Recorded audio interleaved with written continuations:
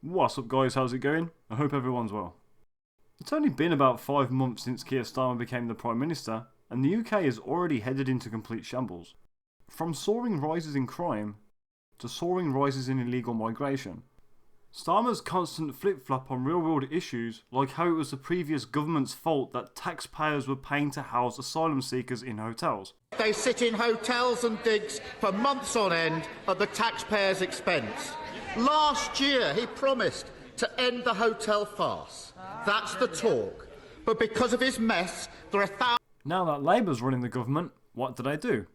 They proceed to house asylum seekers in hotels. Residents have just discovered that hotel bookings, meetings and even wedding receptions have been cancelled. And without warning to locals, 300 male asylum seekers have started to move in. Labour's first steps on the manifesto is a stark contrast to what they're actually doing in government, which I think is hilarious. Number 1. Deliver economic stability. How is screwing over our farmers with an inheritance tax that would force small farms to close, adding more tax on produce, how is that going to help the economy? Well, as you would have guessed, this decision by Labour caused anger within the community that led farmers to protest. No farmers, no food!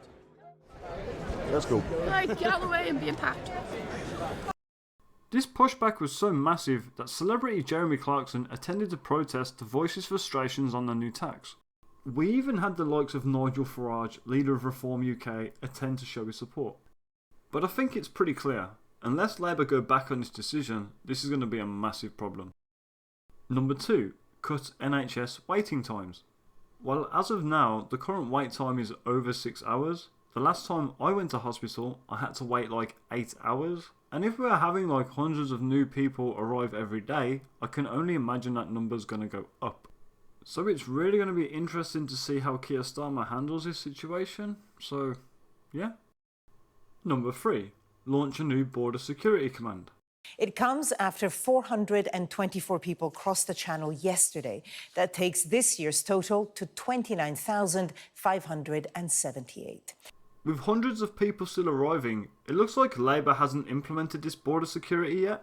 So again, I guess we'll have to wait and see what Labour do here. Keep in mind that this clip is like 5 weeks old, so more boats have come since then. Number 4. Set up Great British Energy.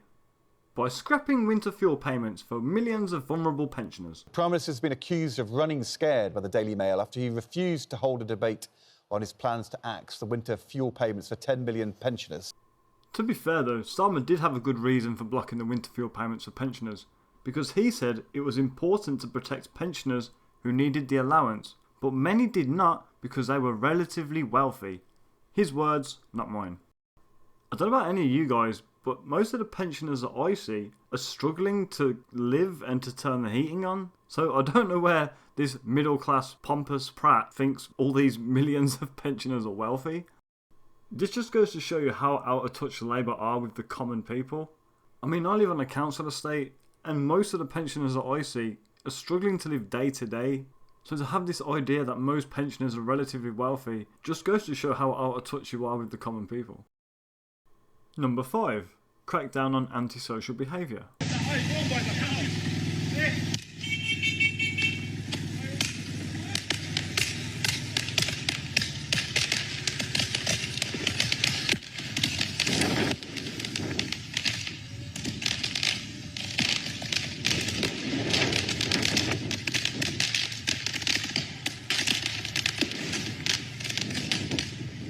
We hear a lot about Starmer's two-tier policing in this country, but there's one news article I'd like to share with you.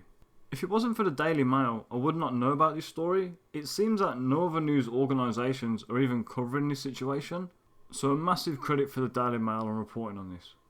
Due to YouTube's guidelines, I don't even know if I'm allowed to read the header of this article, so I just leave it on screen so you can see for yourself. I'm probably guessing you're outraged from reading this story, as if I was, especially outraged when you hear that a judge gave him a 44-hour suspended sentence because he has no friends. To think that Labour is going to be cracking down on antisocial behaviour, and then an asylum seeker does this to a woman on a train and he gets 44 hours suspended sentence because he has 0 friends, kind of makes me realise why people think we have a 2-tier police system. instant fast track to prison for Facebook posts, but 44-hour suspending sentence because you've got 0 friends. Just a bit of hindsight, but maybe the people in jail for Facebook posts, if they removed their friends list, maybe they would have got a lighter sentence. Number 6. Recruit 6,500 new teachers. Okay. I think there are more pressing issues at hand than lack of teachers at the moment. I think getting to grips with high crime, high inflation, and not letting our older generation freeze in the winter. And I think this is the exact reason why millions of people have signed up to this petition calling for a new election. Labour have lost so much credibility with the people of this country, from backtracking and all the lies, not to mention Starmer being a hypocrite. It's like when Starmer demanded Boris to step down as Prime Minister because there was footage of Boris being at a party during lockdown. But within the next few days, footage of Keir Starmer being at a party during lockdown was leaked, but that's fine, and he's now the Prime Minister. Since the general election, Labour's popularity has slumped massively, and I can only assume as time goes on, things are only going to get worse. But what do you guys think about the current state of Labour? Let me know down in the comments. If you liked the video, give it a like, and if you want to be an absolute legend, consider subscribing.